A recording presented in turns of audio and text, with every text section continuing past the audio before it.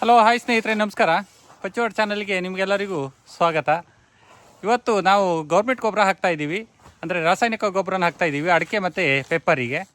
ಸ್ನೇಹಿತರೆ, ನಾನಿವತ್ತು ಯಾವುದ್ಯಾವುದು ಗೊಬ್ಬರ ಮಿಕ್ಸಿಂಗ್ ಮಾಡಿ ಹಾಕ್ತಾಯಿದ್ದೀನಿ ಅದ್ರ ಬಗ್ಗೆ ನಿಮಗೆ ತಿಳಿಸ್ಕೊಡ್ತೀನಿ. ಸ್ನೇಹಿತರೆ, ನಾವು ಅಡಿಕೆಗೆ ಎಷ್ಟು ಹಾಕ್ತಿದ್ವಿ, ಕಾಫಿಗೆ ಮತ್ತು ಕಾಳುಮೆಣಸಿಗೆ ಎಷ್ಟೆಷ್ಟು ಹಾಕ್ತಿದ್ವಿ ಅದ್ರ ಬಗ್ಗೆ ಎಲ್ಲ ನಾನು ತಿಳಿಸ್ತಾ ಇದ್ದೀನಿ. ಹಾಗೆ ದಯವಿಟ್ಟು ನನ್ನ ಚಾನಲ್ನ ಸಬ್ಸ್ಕ್ರೈಬ್ ಮಾಡಿ, ಲೈಕ್ ಕೊಡಿ. ವಿಡಿಯೋನ ಕೊನೆವರೆಗೂ ಸ್ಕಿಪ್ ಮಾಡದೆ ನೋಡಿ ಸ್ನೇಹಿತರೆ. ನೋಡಿ, ಆಲ್ರೆಡಿ ಗೊಬ್ಬರನ ಮಿಕ್ಸಿಂಗ್ ಮಾಡಿ ಇಟ್ಟಿದ್ದಾರೆ. ನಾನು ಈಗ ಎರಡನೇ ಸ್ಟೆಪ್ಪು ಇದಿಷ್ಟು ಖಾಲಿ ಆದಮೇಲೆ ಮತ್ತೆ ಮಿಕ್ಸಿಂಗ್ ಮಾಡ್ತೀನಿ, ಆವಾಗ ನಿಮಗೆ ಕರೆಕ್ಟಾಗಿ ತೋರಿಸ್ತೀನಿ. ನೋಡಿ ವಾತಾವರಣ ಹೇಗಿದೆ ಅಂತ. ಫುಲ್ಲು ಬಿಸಿಲಿದೆ, ಒಳ್ಳೆ ವಾತಾವರಣ ಇದೆ. ಸ್ವಲ್ಪ ಲೈಟಾಗಿ ಮೋಡ ಇದೆ, ಆದರೆ ಬಿಸಿಲೇ ಇದೆ. ಈಗ ಗೊಬ್ಬರ ಹಾಕಲಿಕ್ಕೆ ಒಳ್ಳೆ ಟೈಮು ಮಾತ್ರ. ಯಾಕಂದರೆ ಮುಂದಿನ 10 ದಿವಸ ಫುಲ್ಲು ಬಿಸಿಲಿದೆ ಇರುತ್ತೆ, ಸ್ವಲ್ಪ ಮಳೆ ಬಿಸಿಲು ಇರುತ್ತೆ ಅಂತ. ಭಾರಿ ಮಳೆ ಆಗಲ್ಲ ಅಂತ ಹೇಳಿದ್ದಾರೆ.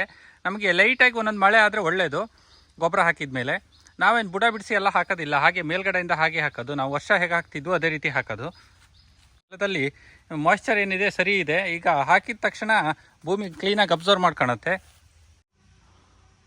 ಮಳೆ ಎಷ್ಟಾಗಿದೆ ಅಂತ ಗೊತ್ತು, ಸಿಕ್ಕಾಬಟ್ಟೆ ಮಳೆ ಆಗಿದೆ. ಹಾಗಾಗಿ ಭೂಮಿನಲ್ಲಿ ಏನು ಇರಲ್ಲ, NPK ಎಲ್ಲ ಫುಲ್ಲು ಹೋಗಿರುತ್ತೆ. ಏನಂದರೆ ನಾವೀಗ ಮೇಲ್ಗೊಬ್ಬರ ಕರೆಕ್ಟಾಗಿ ಯಾವ ಟೈಮಿಗೆ ಕೊಡಬೇಕು ಆ ಟೈಮಿಗೆ ಕೊಡ್ತಾ ಇದ್ದರೆ ಸ್ವಲ್ಪ ಭೂಮಿನೂ ಚೆನ್ನಾಗಿರುತ್ತೆ. ಹಾಗಂತ ಓವರ್ ಡೋಸಾಗಿ NPK ಎಲ್ಲ ಕೊಡ್ಲಿಕ್ಕೆ ಹೋಗಬೇಡಿ. ಭೂಮಿಗೆ ಎಷ್ಟು ಬೇಕು ಅಂತ ನೋಡ್ಕೊಂಡು ಅಷ್ಟು ಮಾತ್ರ ಕೊಡಿ. ಕೆಲವರು 1 kg ಹಾಕಿದೆ, ಅರ್ಧ kg ಹಾಕಿದೆ ಅಂತ ಹೇಳ್ತಾರೆ. ನಿಮ್ಮ ಭೂಮಿಗೆ ಎಷ್ಟು ಬೇಕು ಅಂತ ನೋಡ್ಕೊಂಡು ನೀವು ಅಪ್ಲೈ ಮಾಡಿ. ಇಲ್ಲಿ ನಾನು ಹೇಳಿದೆ ಅಂತಲೂ ಹಾಕ್ಲಿಕ್ಕೆ ಹೋಗಬೇಡಿ. ಕರೆಕ್ಟಾಗಿ ನೀವು ಅಪ್ಲೈ ಮಾಡಬೇಕು ಅಂತಂದರೆ ಮಣ್ಣು ಪರೀಕ್ಷೆ ಮಾಡಿಸಿ ಹಾಕೋದು ಬೆಸ್ಟು. ನೋಡಿ, ಇಲ್ಲಿ ಗೊಬ್ಬರ ಹಾಕ್ತಾ ಇದ್ದಾರೆ. ಗೊಬ್ಬರ ಮೇಲ್ಗಡೆಯಿಂದನೇ ಹಾಕೋದು. ನಾನು ಮೊದಲೇ ಹೇಳಿದಾಗೆ ಬುಡ ಬಿಡಿಸಿ ಹಾಕ್ತಾಯಿಲ್ಲ, ಯಾಕಂದರೆ ಕಾಳುಮೆಣಸು ಇದ್ದಲ್ಲಿ ಬುಡ ಎಲ್ಲ ಬಿಡಿಸಿ ಹಾಕೋದು ಸ್ವಲ್ಪ ಡೇಂಜರು. ಸ್ನೇಹಿತರೆ ನೋಡಿ, ಈಗ ನಾವು ಗೊಬ್ಬರ ಮಿಕ್ಸಿಂಗ್ ಮಾಡ್ಕೊತಾ ಇದ್ದೀವಿ. ನಾವೀಗ NPK ಮತ್ತು ಪೊಟ್ಯಾಶ್ ಅದ್ರ ಜೊತೆ ಮಿಕ್ಸ್ ಮಾಡ್ತಾಯಿದ್ದೀನಿ. NPK ಎಷ್ಟು ಇದು ಮಾಡ್ತಾಯಿದ್ದೀನಿ ಅಂದರೆ NPK 2 ಬ್ಯಾಗಿಗೆ 1 ಪೊಟ್ಯಾಶ್ ಯೂಸ್ ಮಾಡ್ತಾಯಿದ್ದೀನಿ. NPK ಯಾವುದಪ್ಪ ಅಂದರೆ 16 ಹಾಲು. ನೋಡಿ, 3 16 ಇದೆ. ಅಂದರೆ ನೈಟ್ರೋಜನ್ 16, ಫಾಸ್ಫರಸ್ 16, ಆಮೇಲೆ ಪೊಟ್ಯಾಶ್ ಸಹ 16. ಇದು ಕಂಪ್ನಿ ಬಂದು IPL ಅಂತ, ಅಂದರೆ ಇಂಡಿಯನ್ ಪೊಟ್ಯಾಶ್ ಲಿಮಿಟೆಡ್ ಅಂತ. ಅದರ ಒಳ್ಳೆ ಕಂಪ್ನಿ ಇದೆ ಇದು ಗೊಬ್ಬರ. ಈಗ ಗೊಬ್ಬರದ ಪ್ರೈಸ್ ಬಂದು ತುಂಬಾ ಕಾಸ್ಟ್ಲಿ ಆಗಿದೆ. ಎಲ್ಲ ಒಂದು ಗೊಬ್ಬರದ ಮೂಟೆ ಮೇಲೆ ಒಂದು 300 ರುಪೀಸ್ಗಿಂತಲೂ ಜಾಸ್ತಿ ರೈಸ್ ಆಗಿದೆ ಕೆಲದಕ್ಕೆ. ಅದರಲ್ಲೂ ಕಾಂಪ್ಲೆಕ್ಸ್ ಗೊಬ್ಬರಗಳಿಗೆ ಸ್ವಲ್ಪ ಜಾಸ್ತಿ ರೇಟಾಗಿ ರೈಸ್ ಆಗಿದೆ. 2 ಬ್ಯಾಗ್ NPKಗೆ 1 ಪೊಟ್ಯಾಶ್ ಮಿಕ್ಸ್ ಮಾಡ್ತಾಯಿದ್ದೀವಿ. ಪೊಟ್ಯಾಶ್ ಕಲರ್ ಹೇಗಿದೆ ನೋಡಿ, ಇದರಲ್ಲಿ ವೈಟ್ ಪೊಟ್ಯಾಶ್ ಸಹ ಬರುತ್ತೆ. ನಾವಿಲ್ಲಿ MOP ಹಾಕ್ತಾಯಿದ್ದೀವಿ. NPK ಸ್ವಲ್ಪ ಲೈಟ್ ಬ್ರೌನ್ ಬರುತ್ತೆ, ಇದು ಸ್ವಲ್ಪ ರೆಡ್ ಬರುತ್ತೆ. ನಾವು ಇದ್ರ ಜೊತೆ ಮೈಕ್ರೋನ್ಯೂಟ್ರೆಂಟ್ಸ್ ಯಾವುದು ಮಿಕ್ಸ್ ಮಾಡ್ತಾ ಇಲ್ಲ. ನಾವು ಮೈಕ್ರೋನ್ಯೂಟ್ರೆಂಟ್ಸು ಯಾವಾಗಲೂ ಸಪ್ರೇಟಾಗಿ ಕೊಡ್ತೀವಿ. ಆ ಕೊಡೋ ಟೈಮಲ್ಲಿ ನಿಮಗೆ ಮತ್ತೆ ಅದ್ರ ಬಗ್ಗೆ ತಿಳಿಸ್ತೀನಿ.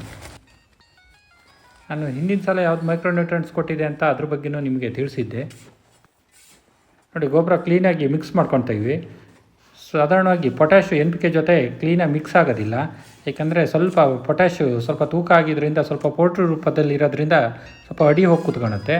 ನಾವು ಕ್ಲೀನಾಗಿ ಮಿಕ್ಸ್ ಮಾಡಿ ತಗೊಂಡೋಗ್ಬೇಕಾಗತ್ತೆ. ಅಲ್ಲಿ ಹಾಕ್ತಾನೂ ಅಷ್ಟೇ, ನಾವು ಬಕೆಟ್ ಅಥವಾ ಬುಟ್ಟಿಗೆ ಹಾಕೊಂಡಾಗ ಸ್ವಲ್ಪ ಪೊಟ್ಯಾಶ್ ಅಡಿಗಡೆ ಇರುತ್ತೆ, ಮಿಕ್ಸ್ ಮಾಡಿ ಕ್ಲೀನಾಗಿ ಹಾಕೊಬೇಕಾಗತ್ತೆ. ಅದೇ ಪೊಟ್ಯಾಶು ಸೂಪರ್, ಯೂರಿಯಾ ಮತ್ತು ಪೊಟ್ಯಾಶು 3 ಕ್ಲೀನಾಗಿ ಮಿಕ್ಸ್ ಆಗುತ್ತೆ. ಅದು NPK ಜೊತೆ ಸ್ವಲ್ಪ ಮಿಕ್ಸ್ ಆಗೋಲ್ಲ. NPK ಅಂದರೆ ಕಾಳು ಥರ ಇರುತ್ತೆ. ಹಾಗಾಗಿ ವೀಕ್ಷಕರೇ, ಇನ್ನೊಂದು ಏನಪ್ಪ ಅಂದರೆ ನಾವು ಗೊಬ್ಬರ ಹಾಕುವಾಗ ಯಾವ ಗೊಬ್ಬರ ಎಷ್ಟು % ಇದೆ ಅನ್ನೋದನ್ನು ನಾವು ಮೇಯ್ನಾಗಿ ನೋಡ್ಕೊಬೇಕು. ಇದರಲ್ಲಿ ನೋಡಿ ಪೊಟ್ಯಾಶ್ ಎಷ್ಟು % ಇದೆ ಅಂತ ಇಲ್ಲಿ ಹಾಕಿರ್ತಾನೆ. ಇದು ನೋಡಿ, ಪೊಟ್ಯಾಶ್ ಇದರಲ್ಲಿ 60% ಇದೆ. ಸಾಧಾರಣವಾಗಿ ಅಡಿಕೆ ತೋಟಗಳಿಗೆ ಪೊಟ್ಯಾಶ್ ಮತ್ತು ನೈಟ್ರೋಜನ್ 2 ಸ್ವಲ್ಪ ಜಾಸ್ತಿ ಬೇಕಾಗುತ್ತೆ. ಅದರಲ್ಲೂ ಪೊಟ್ಯಾಶ್ ಸ್ವಲ್ಪ ಜಾಸ್ತಿನೇ ಬೇಕಾಗುತ್ತೆ. ನೈಟ್ರೋಜನ್ನು ನಾನು ಕ್ಯಾಲ್ಸಿಯಂ ನೈಟ್ರೇಟು ಸ್ವಲ್ಪ 1 ತಿಂಗಳು ಹಿಂದೆ ಕೊಟ್ಟಿದ್ದೀನಿ. ಅದ್ರ ಬಗ್ಗೆ ನಾನು ನಿಮಗೆ ನೆಕ್ಸ್ಟ್ ವೀಡಿಯೋದಲ್ಲಿ ಮತ್ತೆ ಅಪ್ಡೇಟ್ ಕೊಡ್ತೀನಿ. ಮತ್ತು ಇಲ್ಲಿ ನಮ್ಮ ತೋಟಗಳಿಗೆ ಫಾಸ್ಫರಸ್ ಏನು ಜಾಸ್ತಿ ಬೇಕಾಗೋದಿಲ್ಲ. ಸ್ನೇಹಿತರೆ, ನಾವು ಗೊಬ್ಬರ ಎಷ್ಟು ರೌಂಡ್ ಹಾಕ್ತೀವಿ ಅನ್ನೋದ್ರ ಮೇಲೆ ನಾವೀಗ ಎಷ್ಟು ಗೊಬ್ಬರ ಹಾಕ್ತೀವಿ ಅನ್ನೋದು ಡಿಪೆಂಡ್ ಆಗುತ್ತೆ. ನಾವು ಅಕಸ್ಮಾತ್ 3 ರೌಂಡ್ ಹಾಕೋದಾದರೆ ಒಂದು 250 to 300 ಗ್ರಾಮು ಹಾಕ್ತೀವಿ. ನಾವು 2 ರೌಂಡ್ ಹಾಕೋದಾದರೆ ಒಂದು 350 to 400 ಗ್ರಾಮ್ವರೆಗೆ ಹಾಕ್ಬೋದು. ನೀರಿನ ವ್ಯವಸ್ಥೆ ಚೆನ್ನಾಗಿದೆ ಅಂದರೆ ಗೊಬ್ಬರನ ತುಂಬ ಡಿವೈಡ್ ಮಾಡಿ ಕೊಟ್ಟಷ್ಟು ತೋಟಗಳಿಗೆ ಒಳ್ಳೆಯದು. ಸ್ನೇಹಿತರೆ, ನೆಕ್ಸ್ಟ್ ವೀಡಿಯೋದಲ್ಲಿ ಮತ್ತೆ ಭೇಟಿಯಾಗೋಣ. ಬಾಯ್ ಸ್ನೇಹಿತರೆ.